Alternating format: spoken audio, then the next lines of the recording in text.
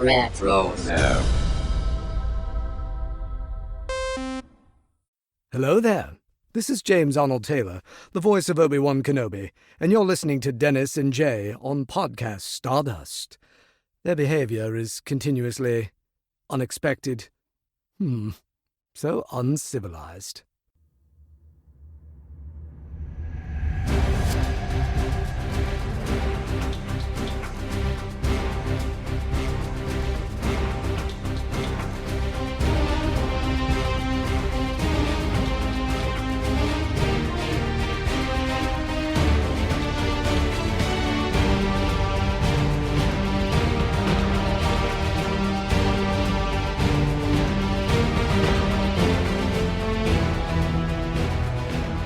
Welcome to Podcast Stardust. This is the fully armed and operational podcast dedicated to Star Wars news, reviews, and discussion.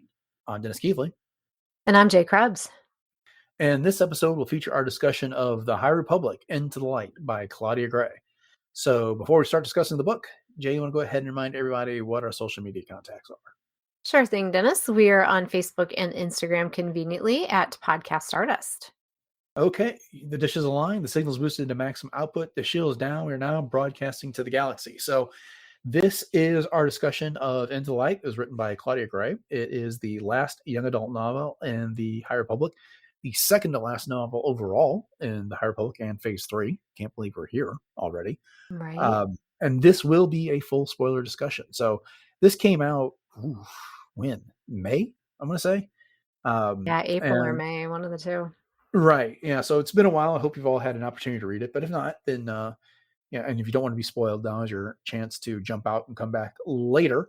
But let's start off with a few non-spoiler thoughts about this book overall. Jay, what is your initial impressions of this? I really, really enjoyed this book. And I don't know if it's just because I have always appreciated Claudia Gray's writing, or if it's because the characters themselves, somehow I just feel like I resonate well with a lot of them in this book. And it's so wonderful to see the journeys that they've taken, especially, you had talked about this once before, but Reath Silas and his character arc is amazing. To see the evidence of new enlightenment, I guess you could say, of things like Kashyyyk, the planet itself, the culture, insights into the Force. I mean, there was a lot of things in this that I really appreciated. Obviously, there's not a focus on things like so much of the Nihil Markian Rose is missing from most of this book and that type of thing. But in the beginning was a little slow for me, but overall, I feel like this was a great book. It's actually probably in my top 5. Wow. And yeah, I would say in the High Republic. Okay. Yeah. That's, I don't think that's a stretch to rank it there. I haven't really thought about where I'd rank it amongst all of them, but what I would say is that one of the things that I really appreciate about this is that you really come to understand how good a writer Claudia Gray really is. Whether or not you like the Star Wars story she's telling, she is a good writer. She does a good job.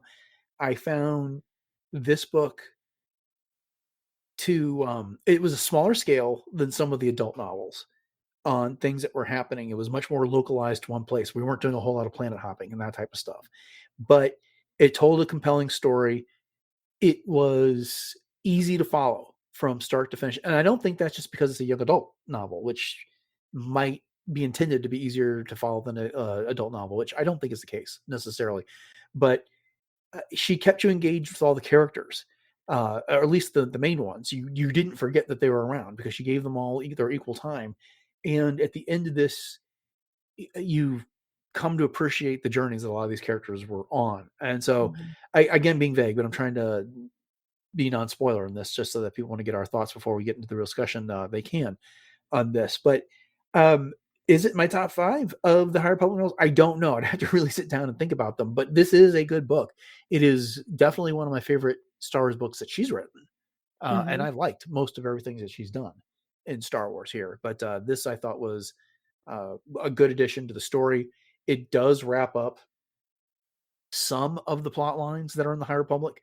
There's a few things here that we won't see again and that's fine. Their stories told that, and that's been included, and we don't need to revisit some of those things. So, I'm very favorable towards this one. Yes, and to your point too with Claudia Gray, she's got a lot of things to keep track of. I mean, Uh-huh. all of the High Republic authors have, because as you get more and more into all of the storylines and the way that everything is tied together. But I mean, she's got things from all of the other types of phases, as well as the comics, and just wow, everything. And she does it very well.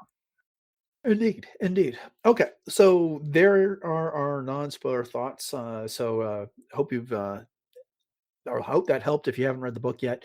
If you're on the fence about whether to read or not, we definitely encourage you to go do so. But now we're going to go ahead and get into some of the details and get further into our discussion. So I'll go ahead and just kind of kick things off with what the setting of this book, what's all about here, Jay. And that is that the blight is discovered on Kashyyyk. And the Jedi Order, particularly Jedi Council, decides to send Reath Silas to investigate this because, well, he is kind of the leading expert among the Jedi when it comes to the blight. He's done the most studying into it. Amadeo Zazo, who is the masterless Padawan, is kind of latched onto Reath, and so he brings him. Buryaga and Kelnaka are the Jedi Wookiee representatives that come with Reath. And then we've got Vitus Comac, and then Des Ryden has finished his Barrage Vow, who is also a kind of a Jedi brother to Reath. They had the same Jedi Master. Mhm. And then we also get Avon Staros, Affy Hollow, Leox Gyasi, and Geode of the Vessel. Azlin Rell, the Fallen Jedi, is on this mission. And then Nan Hauge, the former Nihil, is along for the ride as well. Making things complicated is that we've got Dr. Mkampa of the Nihil, and she has managed to exert some control of the Drengir and cause them to violate their truce with the Jedi. And she's driven them to Kashyyyk, where she is looking for a Sith artifact. And so, yeah, that kind of sets things up. But where do you want to start here, Jay? We got a lot of different plot points going on between the Jedi investigation on what's going on in Kashyyyk, the introduction of the blight that's there, stuff going on with Nan, Dr. Mkampa, Marchion Ro, and the Nile. The Drengir, where do you want to start with our discussion? Well, I guess with the players that are in the entire thing here, because we've got quite the hodgepodge, I guess you could say, of Mm-hmm. characters that are coming to Kashyyyk to work together. And then of course you've got Nan, who is under the guise of being helpful, but yet she is a Nile spy. And so you're kind of following her whole storyline, wondering where she's eventually going to land. But I appreciated the fact that you've got this team, as you mentioned, that has a couple of Wookiee Jedis. You've got some other Jedi that have some experience with the blight itself. And then you've got this young Avon Staros, who is just a supercomputer in and of herself. And then you have someone like Azlin Rell, which I have to say, when we were introduced to Azlin in the High Republic, and then eventually what happens in the comics with him and his turn to the dark side, and even though Yoda almost kind of supported him. I wouldn't say supported him in that, but he didn't completely cut him off from that. Aslan was probably my surprise standout, almost favorite character in this Really? entire book. I love his moral ambiguity, and I love the fact that he wants to be bad and he wants other people to like be bad with him, but yet he's entertaining the idea of the light still. And I don't know, I just think that teeter-totter that he was on the whole time, and the fact that he actually used force lightning at one point when he was falling down through the trees was amazing. But kind of I digress. Let's get back to Well, the let's actually characters focus themselves. on him here, since Okay. you've, as opposed to let's kind of get off the surface level and dive into the details. And since you brought up Aslan Rell, let's talk about him a little bit, because you're right. We first met him in the Edge of Balance manga comics, and so back in phase 2. And basically his experience with the Drengir is kind of drove him mad and caused him to gouge out his eyes. And then he fell to the dark side. And as you were alluding to, Yoda found him and brought him back to the Jedi as kind of like the dark side expert and everything Right. here, because they didn't understand what was going on with the Nameless. The blight wasn't even a thing when they found him, but Yoda's comprehension of the Force suggested that this guy would be helpful. And of course, one of the first things Azlin Rell does is cause an entire community to get destroyed in an attempt to save the Jedi from the Nameless. Here, one of the things that stood out to me is that when he gets to Kashyyyk, he's having all these memories from when he was a kid, a youngling, and the Jedi kind of came here as a field trip. Mm-hmm. And and it's like, it's bringing him joy. Like, this is one of the things that he finds himself smiling, like Right. not forced and not in a way of creeping anybody out. And he kind of forgot how to do that here. And then, as you allude to, he also is kind of feeling the light and the dark of this planet here. But what else about his journey stands out to you? Well, I just think he's such a bridge between the light and the dark. And it I think it encompasses the struggle that a lot of people have just internally anyways, with the light and the dark within them, which I know is kind of philosophical in that way. But as far as, just in the High Republic itself, he's so unique in the way that he's got this mission to destroy the Nameless and then now the Blight, and he remains kind of entangled in the dark side. But and he claimed, but and he's not Sith, but his methods are definitely Sith like. And everyone else is looking at him like they don't know how to take him. You know, it's almost like they're intrigued by him, but also afraid of some of the things that he might do. But yet, the first person to always stand up for him is Reath. And Mm-hmm. I dig that about Reath. Like he's seeing that Azlin is still above and beyond anything else. He is a a being of consequence, and he deserves every chance to prove himself.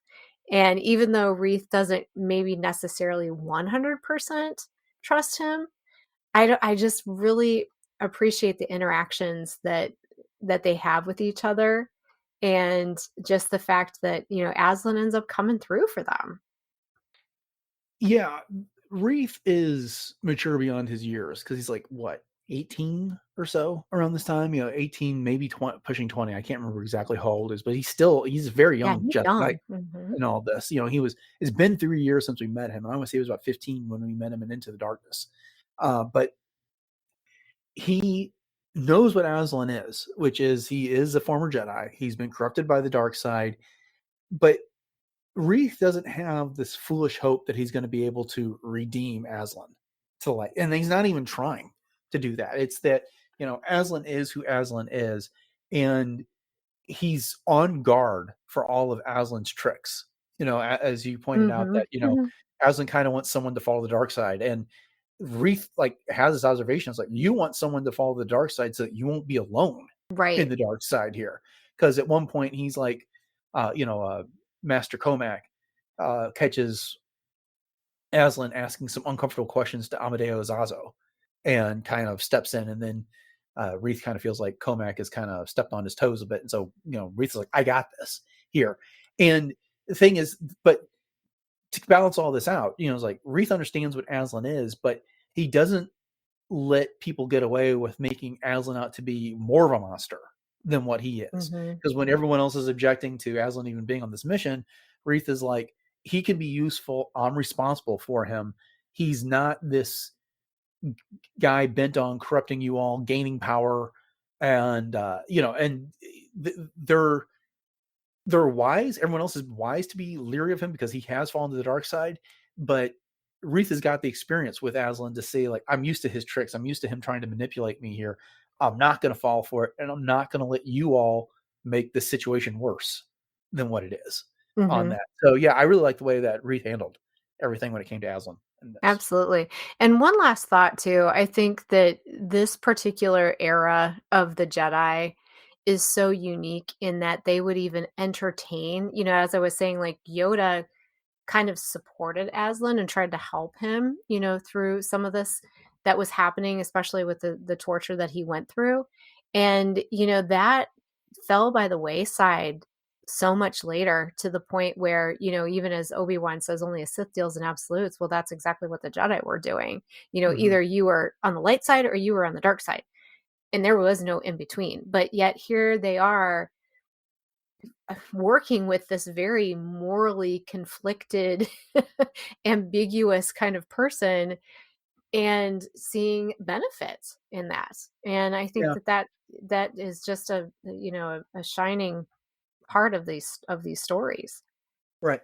And if you compare Aslan to someone like Anakin, Anakin fell to the dark side because it was a very selfish reason, and that he did it because he was promised the power to keep Padme from dying. And Anakin's love for Padme was a very possessive type of a love. It was this very selfish goal. I guess you could kind of look at Aslan having a selfish goal as well, which was he fell to the dark side to get the power to protect himself from the nameless. Hmm. And he's abused that power several times. He blew up a community. But at the same time, it's like he's also got this protection motivation there.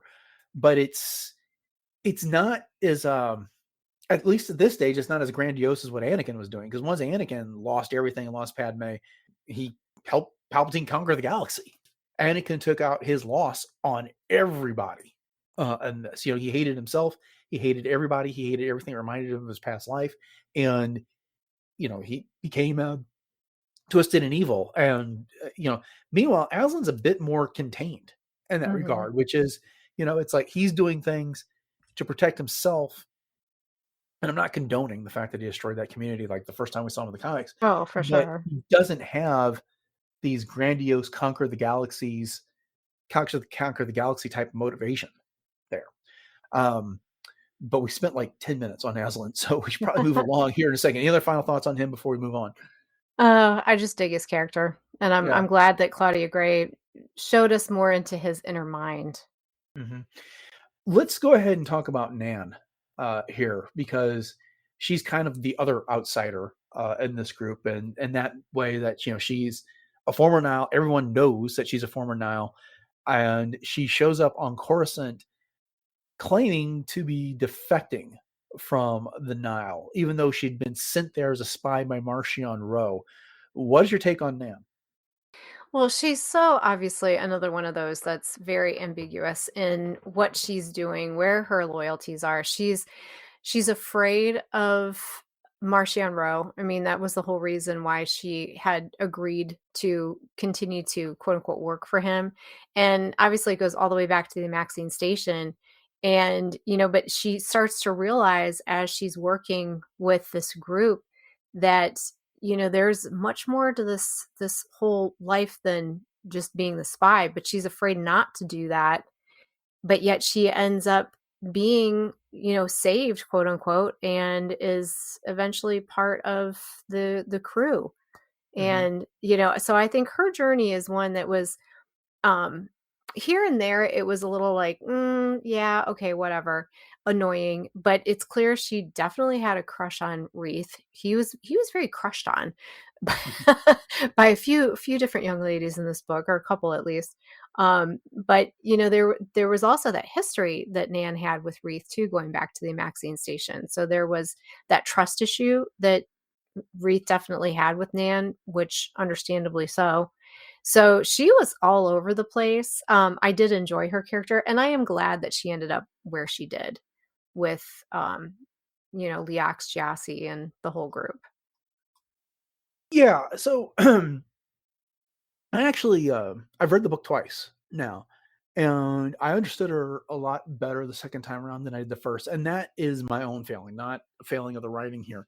And I think it's because I kind of brought in a prejudice against Nan, who's someone I did not like after what she did in Into the Darkness. Hmm. But she redeemed herself, as far as I'm concerned, as a character in here, because she's explaining her motivations to Reath at the end of the novel.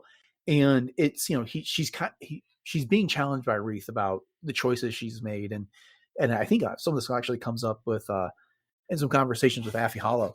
And what she says is that, when my parents were killed and she was taken in by Hauge, who I believe was a Brak, and we got to meet him in Into the Darkness.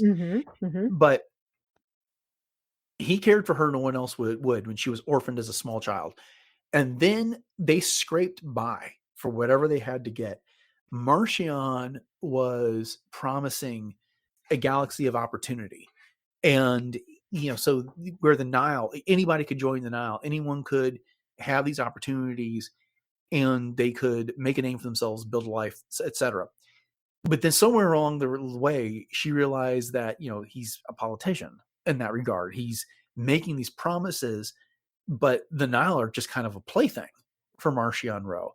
And so she decided that, while she's not a convert to the Republic, this Nihil way of life is not for her. She kind of talks about how you can't just share things with others in the Nihil. You can't share emotions and feelings because you get used against you and the like. Whereas this group that she's with here, she sees them regularly saying things to each other, that being open with each other in a way that she never could with the Nihil. And then the other motivation she has is that she came to realize that Dr. Mkampa arranged for her and these other Nihil ships to get caught up in the emergencies way back in phase 1, and with the goal of some of them getting stranded near the Amaxine station because she believed that the Drengir were there, and if any of the Nihil were there, then they could potentially stumble upon the Drengir and reactivate them. She didn't care who it was. All those other Nihil ships got destroyed, and it was only by luck that Nan and Hauge survived all of this. And so, part of her motivation was to get revenge against Mkampa. And so, she really realized how hypocritical this entire Nihil movement was this entire time. And while she's still resentful towards the Republic, and she wasn't joining it, she was willing to move on in a different type of life. So again, I found her story to be very sympathetic. I liked her character a whole lot more after this. And even, the way she's kind of being accepted a bit more by Affie and the crew of the vessel there, begrudgingly. But anyways, she was accepted begrudgingly, but they kind of saw, this is a person who didn't set out to be evil. She may make some bad choices, but she did redeem herself over the course of the book. Right. No, I think that's a great way to sum up her character, honestly.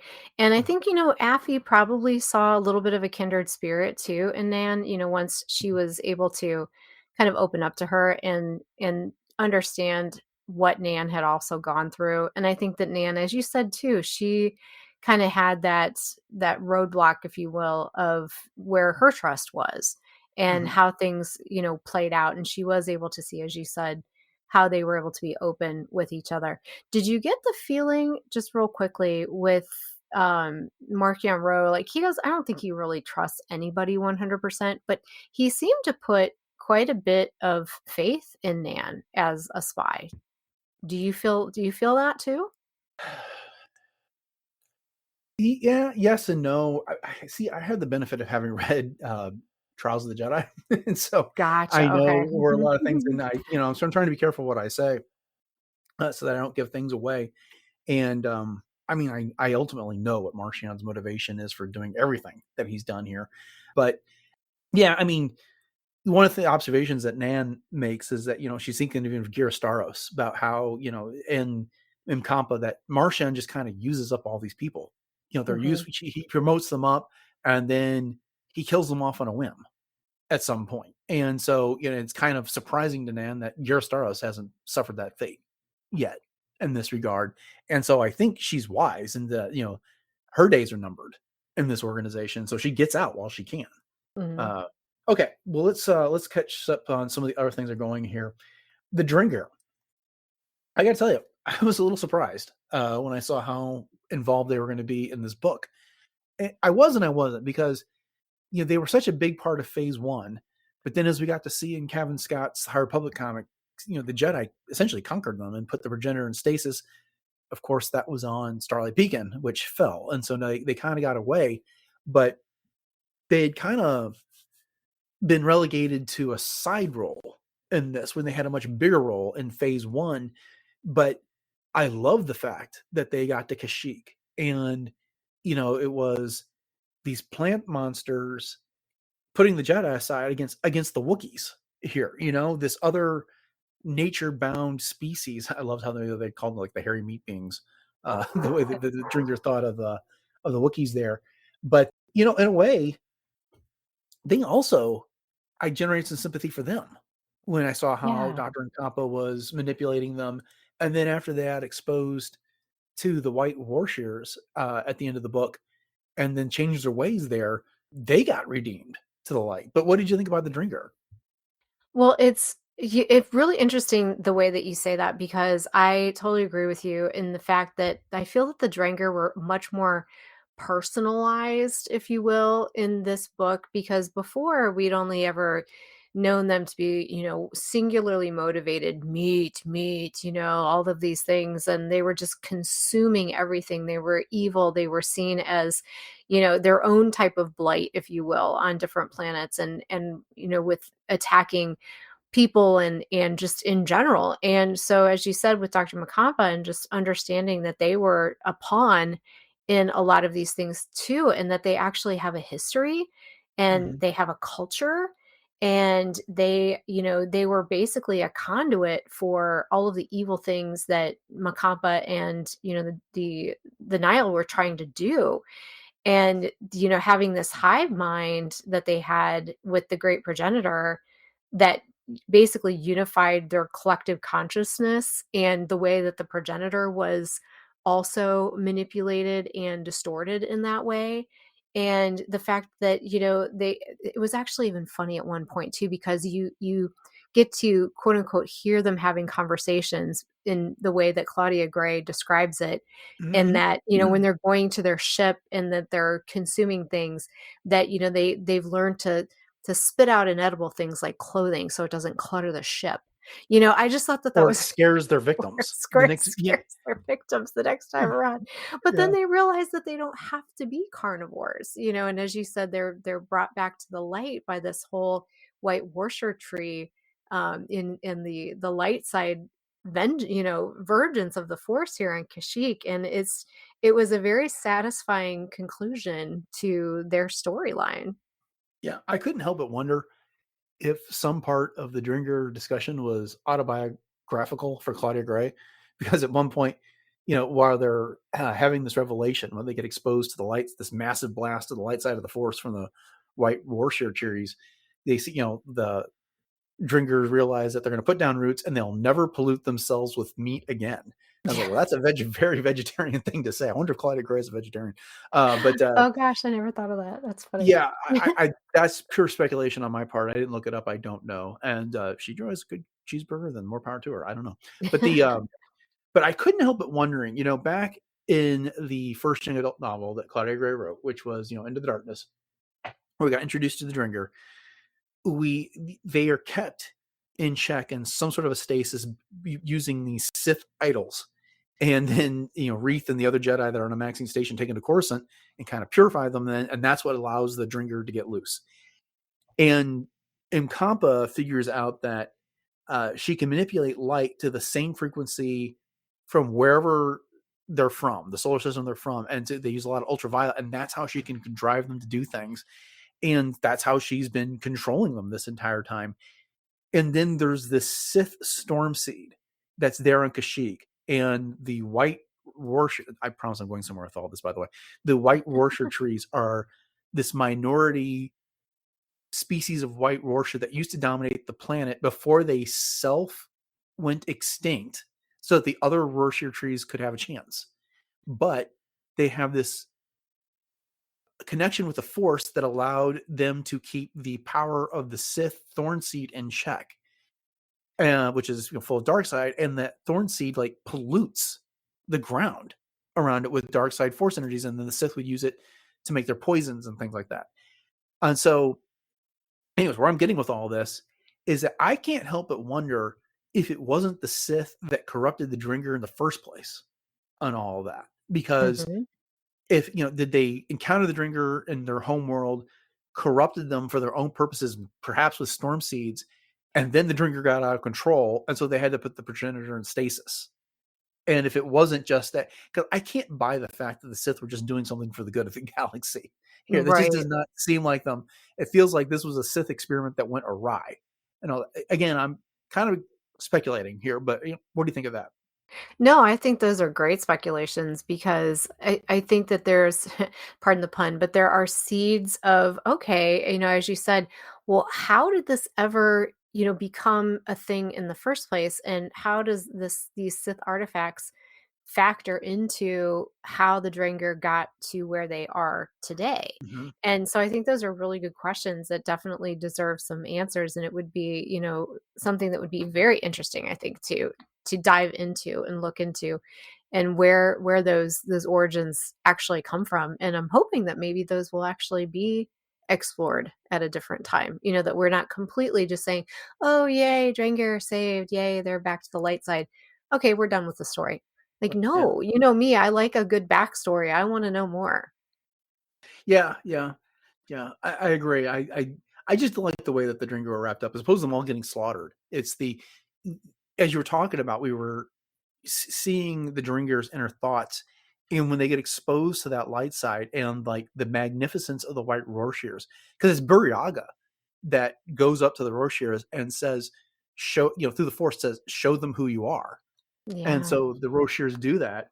And then in that, bathing in that brilliance, the Drengir are like, how could we ever been so wrong about this? And so they put down the roots. They're no longer a mobile plant, and they kind of take over this well that the thorn seed used to inhabit, this whole island, and that's where they are now. And Mhm. it just is, I don't even use the word poetic because I'm not even sure that's it. It's just so fitting here. It's It such is. a nice force conclusion to their story in that regard. Oh, I agree. And how much more rich is Kashyyyk to us now in terms of the role that it plays in the overall history Yeah. of, Star Wars? I mean, oh my gosh. And that all of these Wookiees, they knew how completely sacred this place is. And they Mhm. protected it with their lives, with their souls, and that only certain people were actually ever allowed to be involved with witnessing it. And so all of these people that were on this mission now are basically, relegated to secrecy for the rest of their lives. And so, you wonder if Wookiees like Chewbacca knew this tale, were they told this tale, and how much of this was passed down. And and you think about Wookiee Life Day, and is there more of, the orbs, the glowing orbs, kind of thing? Like, I'm Mhm. thinking, okay, is there a little bit more to that than what we thought we knew before? Yeah, it's funny because at the beginning of this book, the Reath and Bel Zettifar, who's in a little bit of the book at the beginning, and Vernestra Rowe and Buryaga and the likes, they're all evacuating a planet that's fallen prey to the blight. And so they go back to Coruscant, and then there is this discovery. It's a planting day on Kashyyyk, where they're taking a Rorschach sapling that's in a place that's not conducive to growth, and then they pot it and then plant it someplace else. Otherwise, they like don't interfere with the Rorschachs here. And then this Mhm. one just happens to be infected with the blight. We know good and well that Kashyyyk is fine because, of course, we see it in the original trilogy sources and the Right. side sources and stuff like that. But I was really nervous for Kashyyyk that this planet was really going to get like put through the ringer because of the blight, and only to have Mhm. it cured at some point. And so it was at a great relief at the end of this book when the outpouring of light side energy manages to push back the blight off of Kashyyyk. And I love how careful Claudia Gray is in explaining it's like this can only happen on Kashyyyk. We Right. cannot replicate this anywhere else. To the extent that the blight is going to be cured, it's going to be through a different means, which it is. Looking forward to Trials of the Jedi, but I won't spoil that. Well, go ahead, finish your thought, sorry. But yeah, it was like you're right. It was really cool to see this book set here. We get things from the perspective of like Avon is, they're going up and down the Rorshirs to see where the meditation circle is trying to keep the blight back in. And I can't remember the name of the cat-like creatures that they use as mounts to get up and down. And she's marveling at Oh, them. yeah. Then we get Azlin Rell's reflections on what it was like to go to Kashyyyk as a youngling, and he's reflecting on how far the Jedi Order's fallen because, like Amadeus Azo's Kresh got to go to Jakku as opposed to Kashyyyk for their little Jedi field trip. But then, just like the how everyone mentions like how deadly things are on the surface, and so like Avon and Nan, like, so they weren't sure if to look up, to look down, to look where, as things are going on. Yeah. And they just did such a good job making this planet so lush and rich throughout the course of the book. Right, and not just lush and rich, but also, as you said, highlighting the dangers. It's not just beautiful, that there are things that are lurking behind and amidst every tree and bush, and you can't just ooh and ah at everything, and you have to, be careful. But, as you were talking too, I was wondering to myself, this light side nexus of energy, I wonder if Yoda knew about this and if this explains why such good relations with the Wookiees he has. Hard to say. I mean, without You knowing, I know? mean, it's a possibility there, but yeah, I mean, I kind of doubt it because none of the Jedi knew about this, and the Wookiees only brought Geode into their confidence on this, and they brought him in deliberately as a neutral observer. So I don't know, but I mean, I don't know what Yoda's history prior to this was with the Wookiees. We just know he has one Mhm. at some point. Mhm. Um, And poor speaking, Geode. yeah, I was gonna say, speaking of Geode here, he sacrifices himself to destroy the thorn seed, which then allows the white Roshir trees to turn their abilities with the light side of the force back onto the Drengir and everything else, and which ends up curing the blight on Kashyyyk. I have a thought about Geode's sacrifice, but wanted to give you a chance to talk about it first. So, what did you think?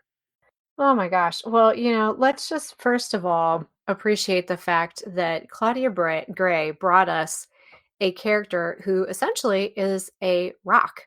He's Mm-hmm. this Vintian that appears indistinguishable from a rock, anyways, until people get to know him or beings get to know him. He's this silent navigator of the vessel, and all of these things. But he's always precisely in the right place at the right time. Mm-hmm. And this is the epitome of that. And so we have gotten to know Geode so much more throughout the escapades throughout the High Republic. And he actually has an emotional importance, not only obviously to his team, but to the readers. And so I love the fact that his sacrifice embodies not only the idea that, giving up something for the greater good, and then you wonder about like where do Vintians go after they die? Mm-hmm. And so then there's like this what is it, the Heartstone or Yeah. whatever? And so Mm-hmm. now there's this potential resilience, almost like I am Groot, is what it reminds me of. Is like we thought we lost Groot, in the MCU, but yet he was able to grow from like a single splinter kind of a thing. So I don't know, I just love it. I love the bonds that he had with his crew, that they had on this mission, the fact that he's kind of both figuratively and literally a rock for everyone. Mm. And I just love his little character arc. Yeah. Okay. So I'll start off by saying I love Geode. I think one of the greatest things about Geode is that, as you said, he shows up in the right place at the right time, and like he's attributed all of these like heroic actions, but we never actually see him do any of these things. Like with the storm seed here, he basically stares it down and absorbs his energy. The storm seed explodes, and so does he. We don't actually see him do anything. He just like shows up in the pit. Right. Similarly, it's like, I can't remember which one of the novels is that Affy is like concerned because he's a ladies' man. And there's like, where is Geode? Oh, he went to bed. Well, is he by himself? I mean, and the thing is like, we never actually we don't see him doing things like, Leox is like, I can't remember where they're docked, and, Geode's apparently out at the clubs. And Leox is like, well, he is kind of this wild man. At some point, he's going to have to settle down. It's the ongoing joke. I love it. It's great. And so, yeah, it was like, wow, they sacrificed Geode here. Or did they? They go through a whole funeral for this character, and Leox is explaining that they scatter the remains at the where the water meets the shore, because it's kind of like part of the Ventian life cycle, that his parts can become, that can be the basis for another being, et cetera, et cetera. And they have the Heartstone. That's all that's left. And they specifically make this comment that it's not enough for him to regenerate, that this heart. And so Leox and Affy are going to take turns wearing it so that some part of their friend can be with them. They're going to share Geode. But at the end of the novel, there's growth around this Heartstone, and we get the tie-in to all the themes of hope in Star Wars, where Leox says anything's possible through hope. Okay, fantastic. My only complaint is that by bringing back this possibility that I liked your analogy to Groot. I think that's spot on. I hadn't considered that. That's really good. But by bringing him back in this way, you just discounted his sacrifice here. And she did this in the Fallen Star with Leox. And that, he was going out, climbing out on the outside of the station to open up the doors, make sure everyone get it. And then he got sucked out, only for when, Affy is mourning his loss, he shows up and turns out he had a parachute on this. And so she has these characters make these heroic sacrifices and then just turns around and discounts them right off the bat in the same book right there. And so part of me is just kind of like, I didn't want you to kill off Geode, but then you did. And you made that sacrifice, and then you just discounted it there. So I guess that's my criticism of the whole of that. No, I totally get that. And I can see that for sure, because, we've talked about this before, that when you make a sacrifice like that, people don't, or in Geo's case, rocks, but characters don't always need to come back. There sometimes just needs to be that finality. And as you said, it really does solidify that sacrifice as a true sacrifice. So I can totally see where you're going with that. Well, and I don't want this to sound like it's pejorative, because it's not, but it's just like, she can't kill off her darlings, which is the crew of the vessel. And, she teases their deaths and gets us all worked up about it. But then, as opposed to making that powerful move, she takes a step back from it. So at any rate, I like all these characters. I want to see more adventures with them, and it'll be curious to see what, if anything, they ever do with these. I can't believe that we're never going to get anything else set in the High Republic era again. But we are coming up on the conclusion of this, and I suspect that there's going to be other storytelling done in other eras before we get back to this. But who's to say? We don't, these characters, there's plenty of characters left after all of this for them to tell more stories about. So we'll see. I can tell you that the crew of the vessel is not in Trials of the Jedi. So as much of an all-star novel that is, their finale is here. Interesting. Okay. Yeah, that's good to know. So, or at least I should say, they don't have any meaningful role in Trials of the Jedi. So, look, we're about out of time on this. I would like to have talked about Reath a little bit more, because he did have a lot of growth from the cloistered Padawan that just wanted to work in the archives that we met in Into the Darkness, now to a Jedi who's talking about his experience. It took his master getting him out to see the galaxy before he realized how much there was to see, how much the galaxy had to offer, and how much he could grow, and how much he did grow in all of this. Fortunately, we'll get more of him in Trials of the Jedi by Charles Soule. So you're not done with him just yet. But any final thought you want to make before we wrap it up? Well, I definitely echo everything that you said about Reath, and that was one of the things that I said at the very beginning, that his character arc through the entire High Republic has been so compelling. And as you said, this introverted, kind of rule-bound kid to this really capable Jedi. So it was a joy to witness that. One thing I just wanted to touch on just really quickly, and I almost missed it kind of in passing as I was listening, because I was listening and reading the book at the same time. But the little focus that the planet Kenari got in this book, that we, end up seeing obviously later as Cassian Andor's home planet. So I thought that was a very interesting tie-in. I hated to laugh during that portion, but I did just because you had the guy that was from the Zerka Corporation, which is a Old Republic reference, which I loved. They're trying to work out some deal to get the minerals, and then you had the translator who absolutely thought he was disgusting, Right.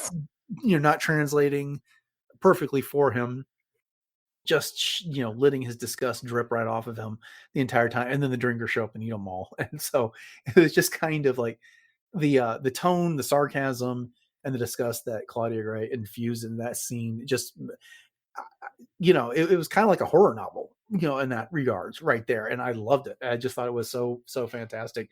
But yeah, I'm glad you brought that up, because I did like the little Canary cameo that we got in this book as well. Mm-hmm.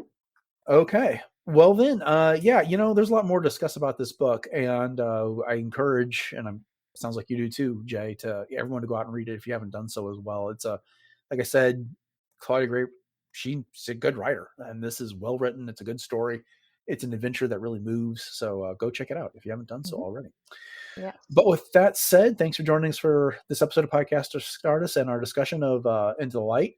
If you've enjoyed it and you want more of our coverage of Star Wars novels, we try to get to one every, 4 to 8 weeks or so, just depending on what's out. Then make sure you subscribe to the show, and you'll get those downloaded automatically for you on your podcatcher of choice. And once you've done that, we'd really appreciate a rating and review on your podcatcher that supports such things. And if you want to catch more of the show beyond what your podcatcher is going to have, then head over to directorsapp.com, where you can find the entire catalog of the shows, all previous 921 of them, and a bunch of other great shows that are on the network as well. Jay, please give everyone our social media contacts once again, and let them know where else we can be found online. Absolutely. It is my pleasure, Dennis. We are at Podcast Stardust on all the usual suspects, including Facebook and Instagram. And you can also check out all of our Pinterest boards. And we are also on YouTube and YouTube Music as well. So please head over to all of those and subscribe, share those out, and let us know what you think of the episodes. And we also have a link in our show notes to our TeePublic store, which does have 7 different Podcast Stardust logo designs available on all kinds of things, from t-shirts to sweatshirts and home goods and pretty much everything in between. So once again, check out that link in our show notes. All right. So upcoming on the show on Friday, we are taking a look at the week's Star Wars news. And if there is none, then we'll find something else to cover. But it's been hit or miss a lot lately. And then on Monday, we're getting back into the Clone Wars with our rewatch, and we'll be looking at episode 15 from season 2. So make sure you join us for that. So thanks for listening to episode 922 of Podcast Stardust, everyone. Have a great rest of your week. And until next time, may the Force be with you.